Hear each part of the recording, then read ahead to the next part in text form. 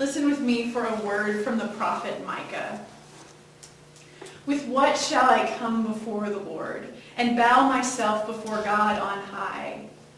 Shall I come before God with burnt offerings, with calves a year old? Will the Lord be pleased with thousands of rams, with 10,000s of rivers of oil? Shall I give my firstborn for my transgression, the fruit of my body for the sin of my soul?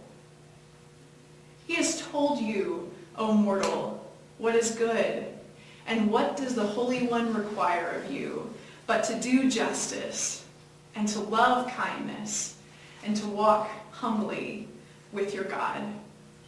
The word of the Lord. Thanks be to God.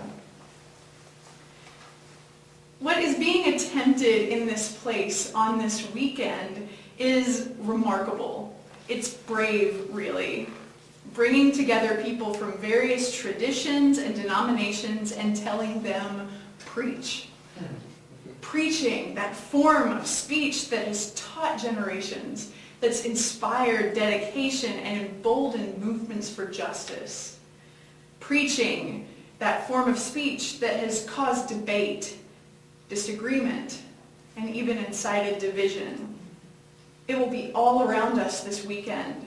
That form of speech that is both a means of spreading hope and a prophetic call for change. What is being attempted is remarkable and brave, and maybe even a little dangerous.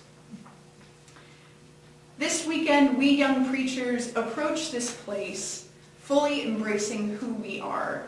We will not downplay our differences in order to create a diluted attempt at ecumenism.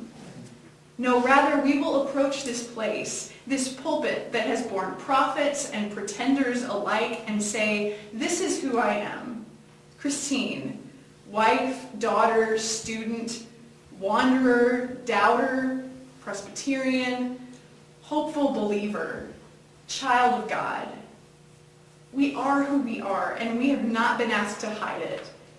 It is a radical notion, unity amid difference, a radical vision of reconciled diversity.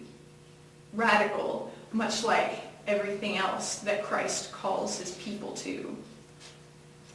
Such reconciled diversity in the church is extremely difficult. Ecumenism is not easy.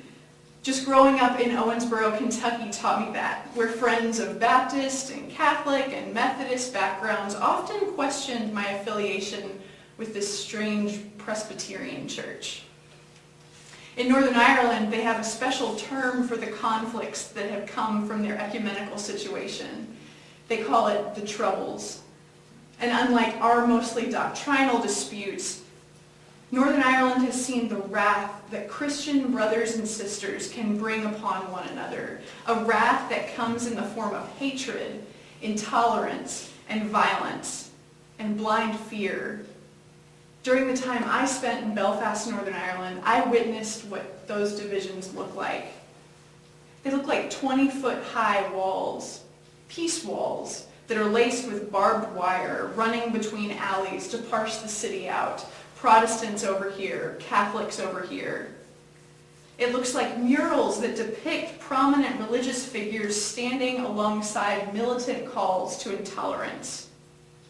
These are the markings of a past blemished by hatred-filled, unwavering exclusion of the other.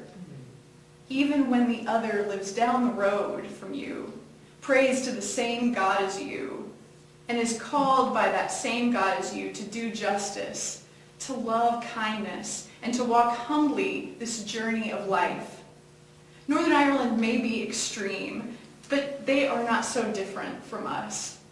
We in America, Kentucky, here in Louisville, we have our own experiences of ecumenical discord to share.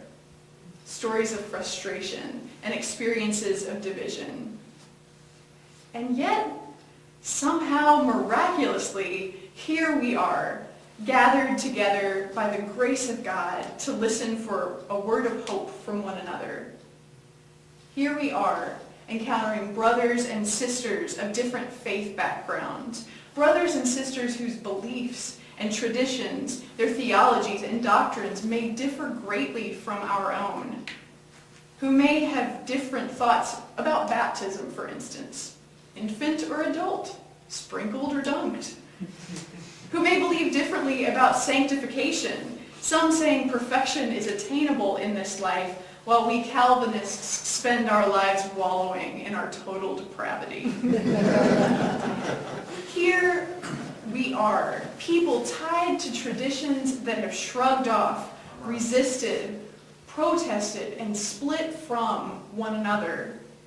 Traditions that bear not only the marks of great testimony, but the marks of division.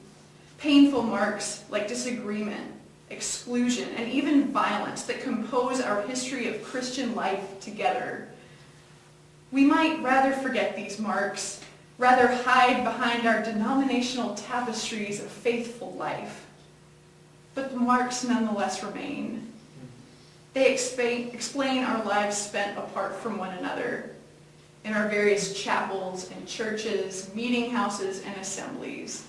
Christian lives lived in separation and often in division.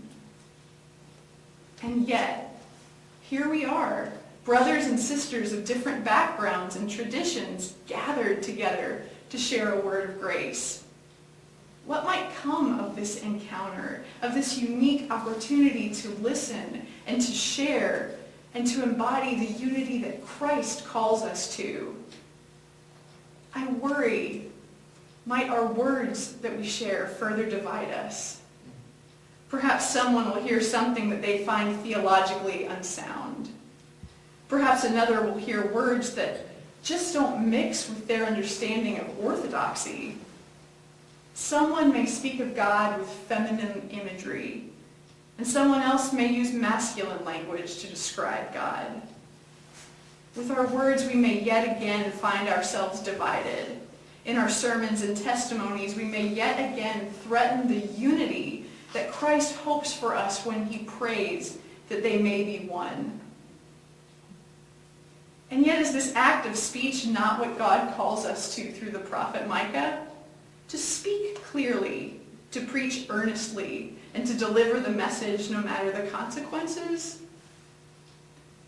Actually, surprisingly, speaking does not seem to be in the top 3 of what God requires.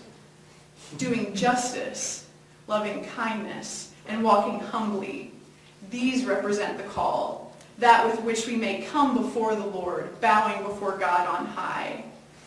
It is not our thinking, but our moving.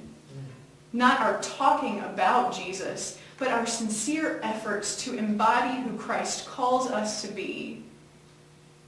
But how do we do it? How can we stop ourselves from wanting to share that which has transformed us, which has moved us and provoked us to action?